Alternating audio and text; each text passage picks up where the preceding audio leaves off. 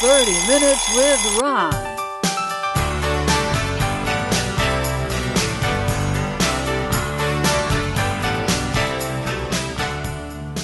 Hello, my name is Ron Gagliardi. I'm the host of 30 Minutes with Ron. Welcome to another edition of the show. We're going to be talking about a famous Cheshire resident tonight named John F. Kensett. My first two guests are sitting over here. This is Agnes Wnuk, and this is Joan Pilarczyk.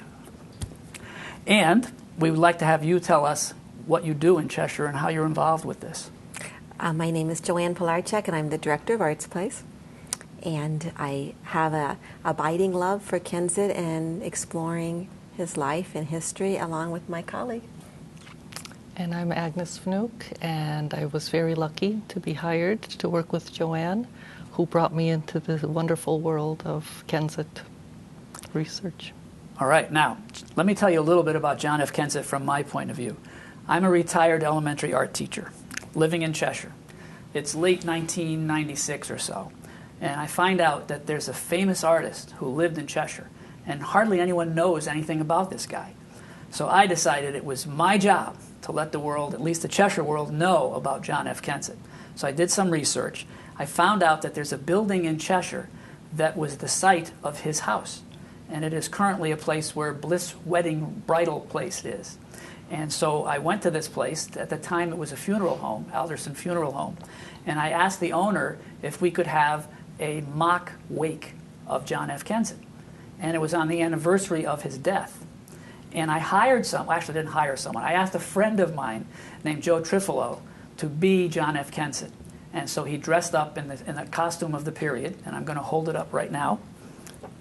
This is Joe Trifolo, dressed as John F. Kensett, and he made a recitation at this event.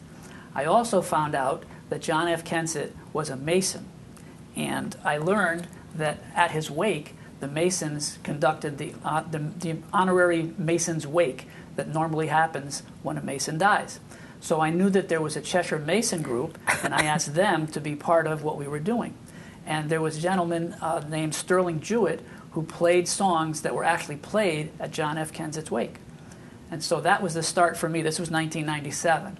That was the start for me to have a quest to let people in Cheshire know about John F. Kensett.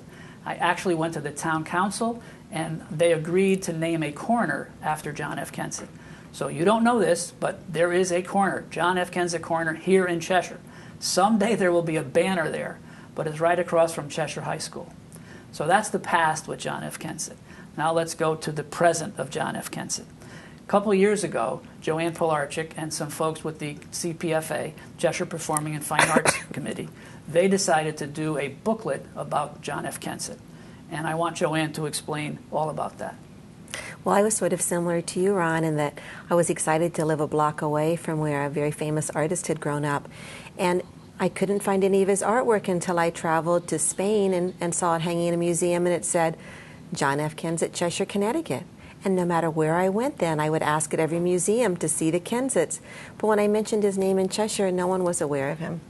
So Agnes and I wrote a grant, and we were awarded funds through the Connecticut Community Foundation to put this particular children's book in all the third grades in Cheshire. And at the same time, Agnes did research, and we did a video about his life as an adult, because he lived at a fascinating time. We know he attended Cheshire Academy. He might have attended a school that Bronson Alcott had on the Cheshire Green, Lewis and May Alcott's father, but we can't find a record of that. His dad got the patent for putting food in tin cans, but Kensett himself was a magnificent artist and painted with extraordinarily fine brushstrokes and in a style called luminism. And Agnes, the research she has done has just been a gift to the whole town in both creating the book and the video. And if you wouldn't mind talking about Kensett and what you learned in all of your studies. But his childhood would be good. Yeah, About his good. childhood? Okay.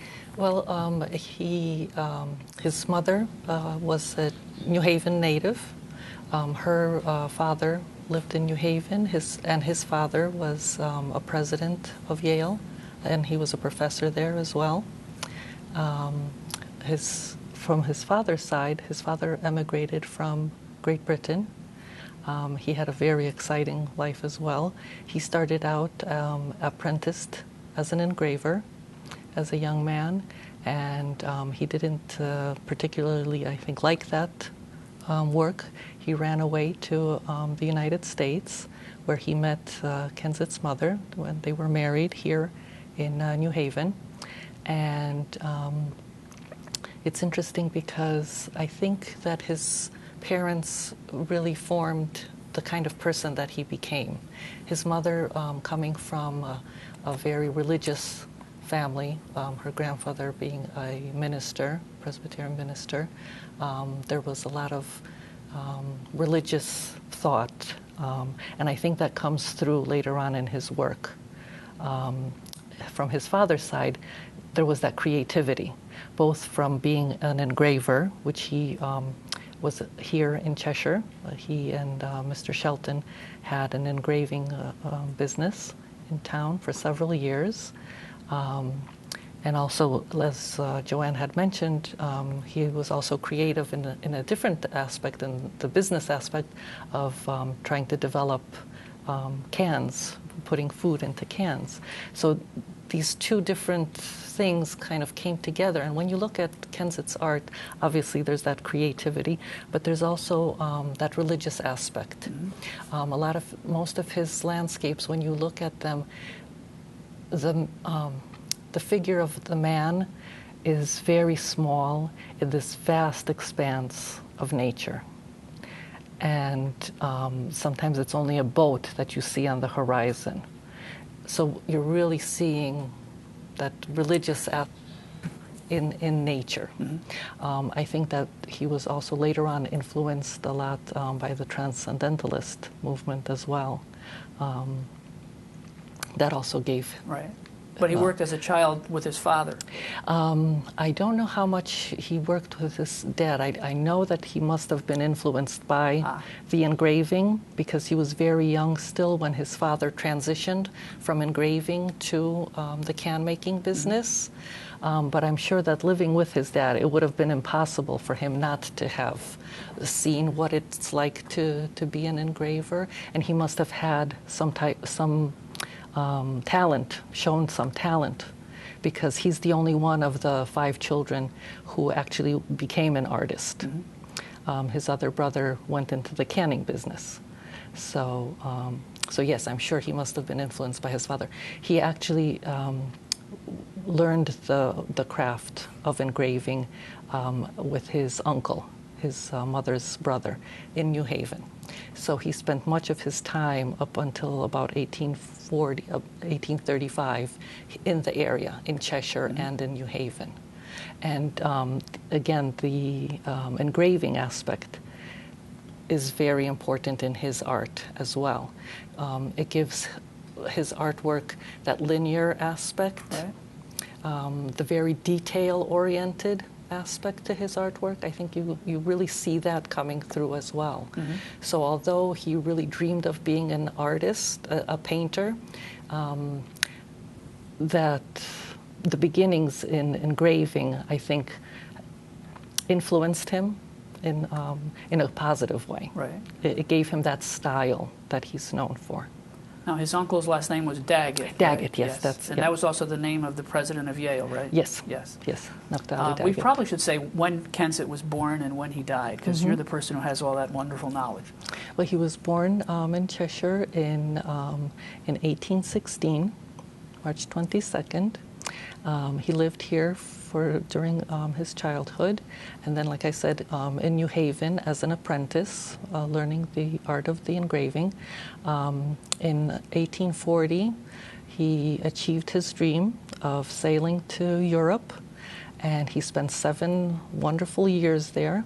And when I say wonderful, I mean very wonderful, because, again, this was a very important part of his life.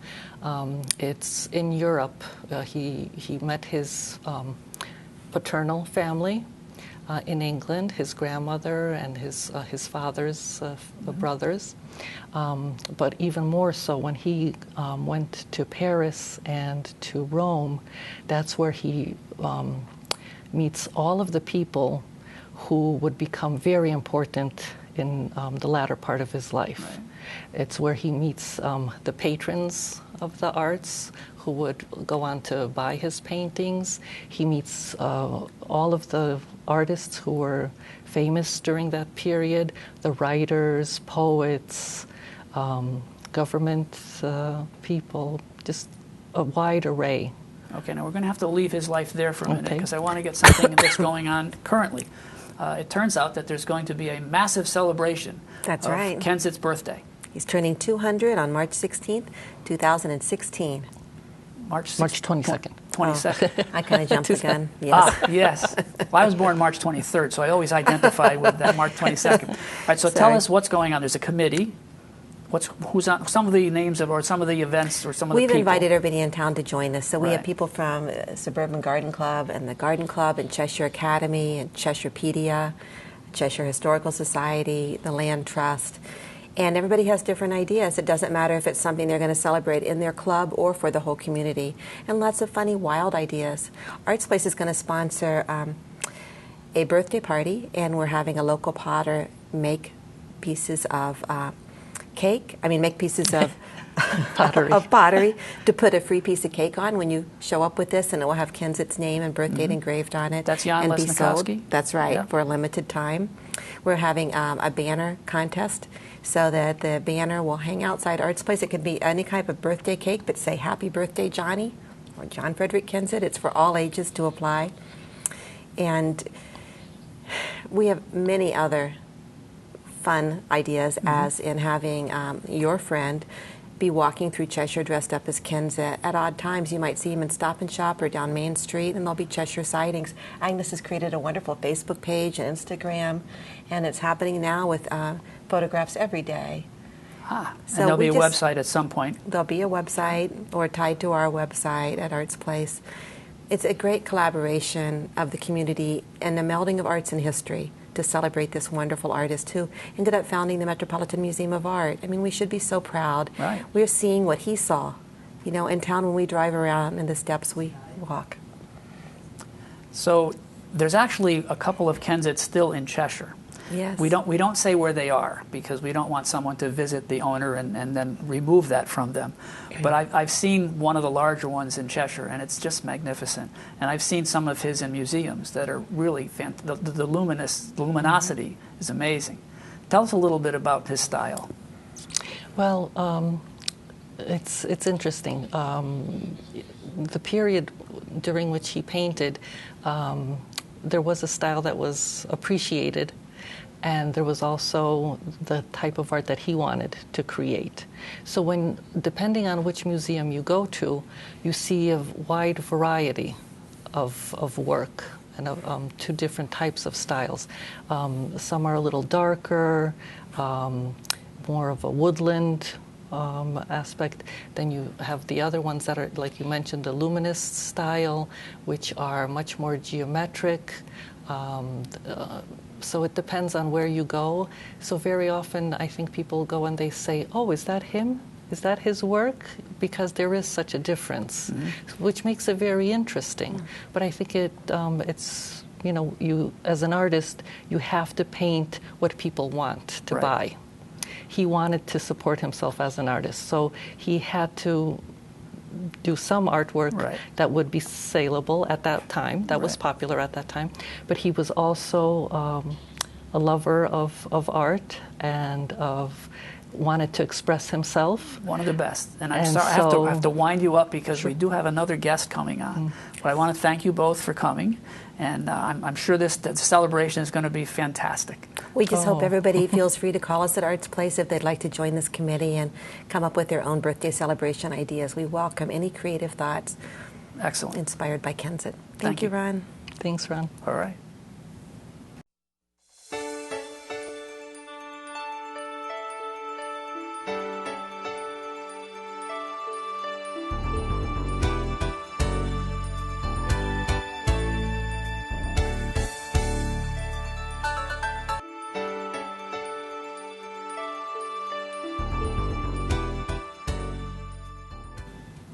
We're back, but for you it was only a couple of seconds. Joanne has left, gone to the green room that's not green, and we have a new guest. This is Diane Calabro. She's still here. Well, Agnes Wnuk is still here. And Diane Calabro is the... President of the Cheshire Historical Society. Hi, Ron. Oh, you did that so well. Congratulations. All right, so back to the story of John F. Kensett. Was it President Buchanan asked him and two other artists to be in charge of decorating of the White House or the Capitol? The Capitol. Capitol. It was the Capitol. And yes, that was before the Civil War. And they were supposed to make an assessment of the way that the arts were being conducted at the time. And that finished, I think, in 1860. So he did spend about a year or two in Washington, D.C. And nothing ever really came of it. They did do a report, but unfortunately the Civil War put a stop to a lot of the arts. Right. The art community. It was quite an honor, yes. Now we're going to jump to a terrible part of his life, which ends up being his death. What happened for poor John F. Kensett to leave this earthly sphere? Well, he left much too soon, we feel. We would have loved to have seen where his art would have developed. It is a very sad story, but I think, again, it goes back to the type of person he was. He, throughout his life, whenever you read any letters about him from friends and colleagues or anything in the press, they always talk about what a nice, good person, a calm, a good friend, a helping hand.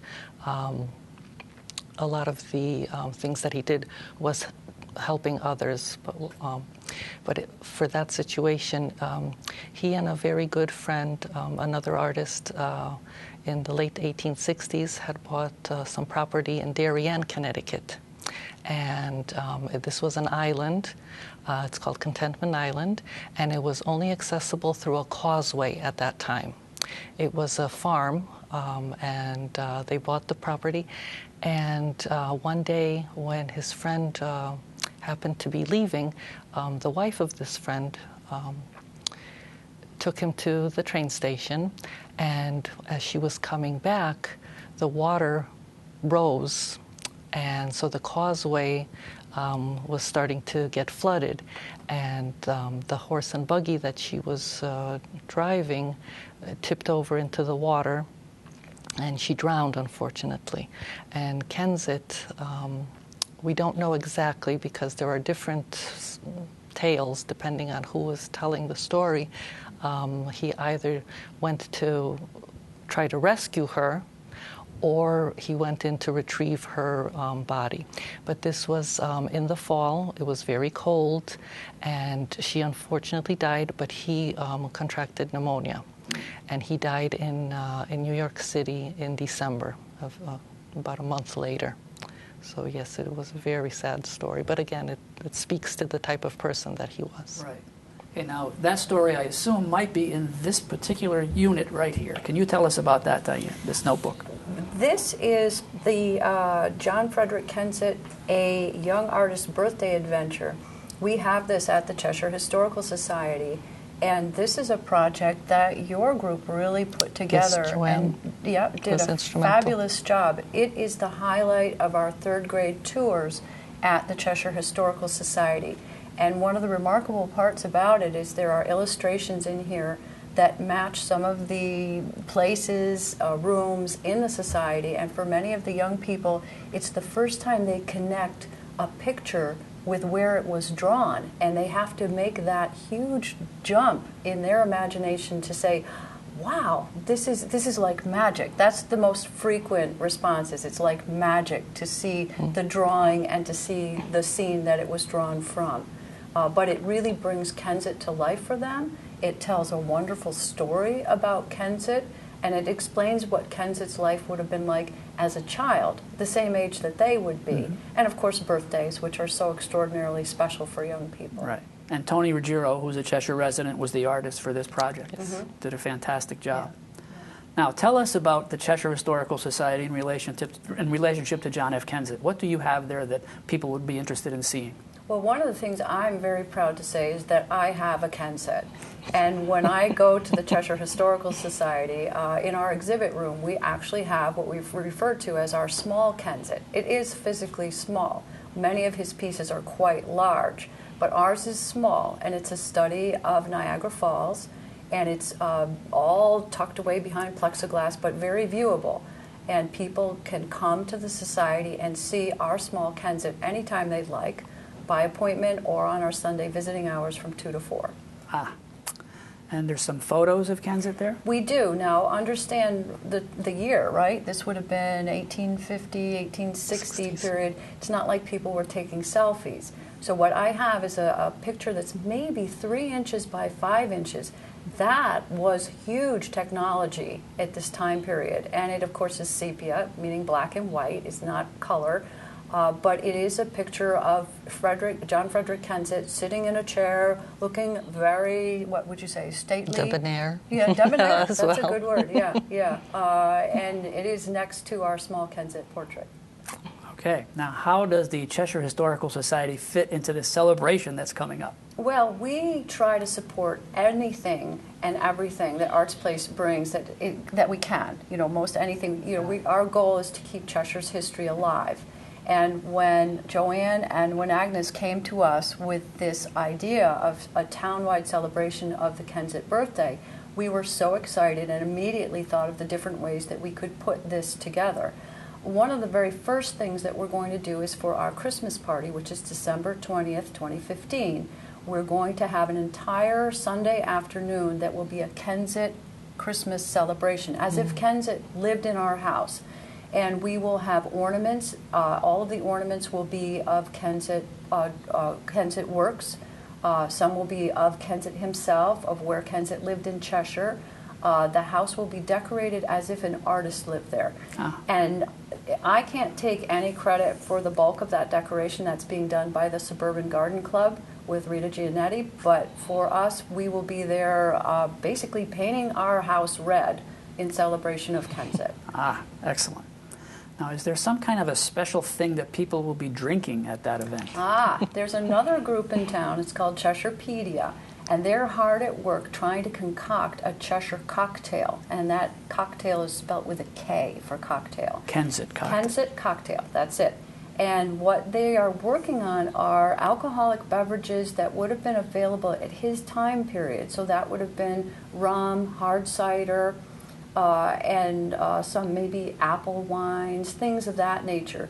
And they're trying to come down with or concoct a cocktail that will have some components. And they had a lovely one that they had done with, I believe it was rum, and it had cranberries. Another one was with the apple cider, the hard cider.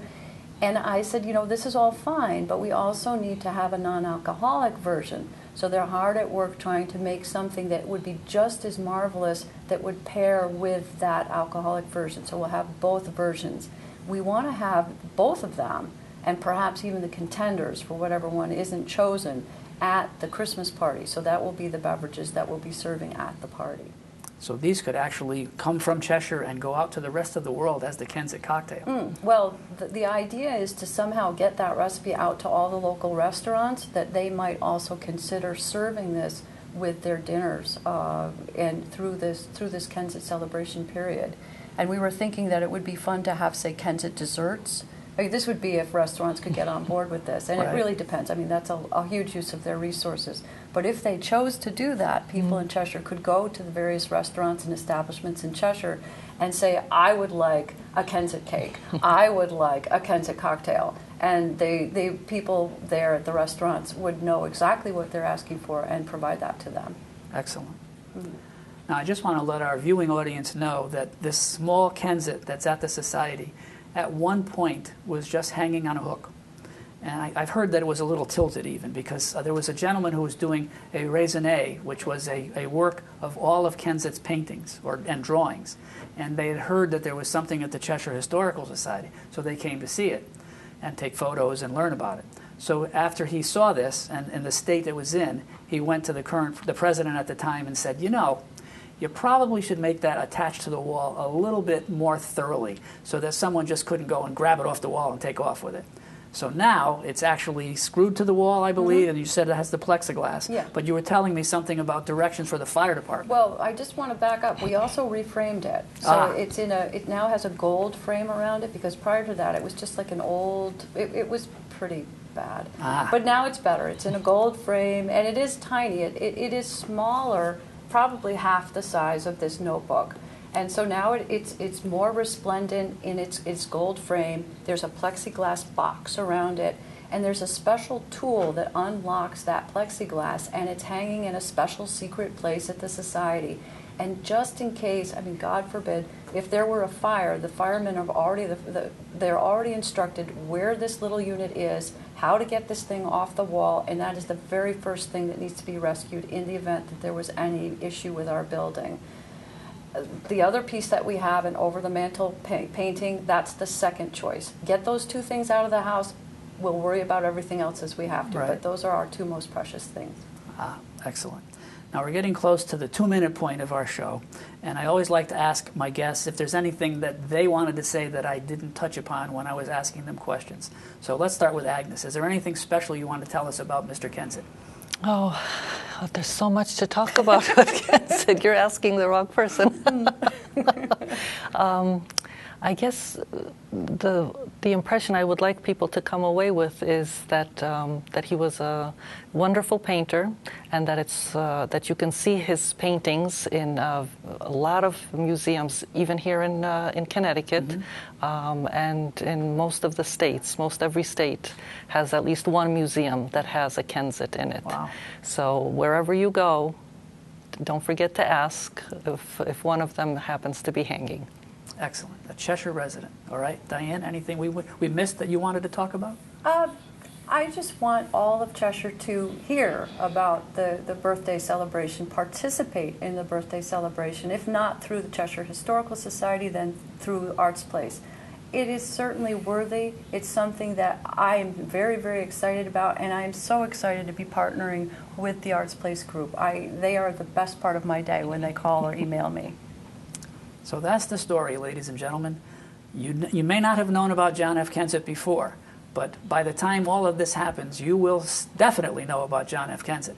He was an amazing painter, wonderful person, and one of Cheshire's most notable residents. And that's the story of John F. Kensett. So thank you for tuning in, and I hope you've enjoyed learning about John F. Kensett, and perhaps you'll come to the Cheshire Historical Society and see their Kensett. Thank you very much.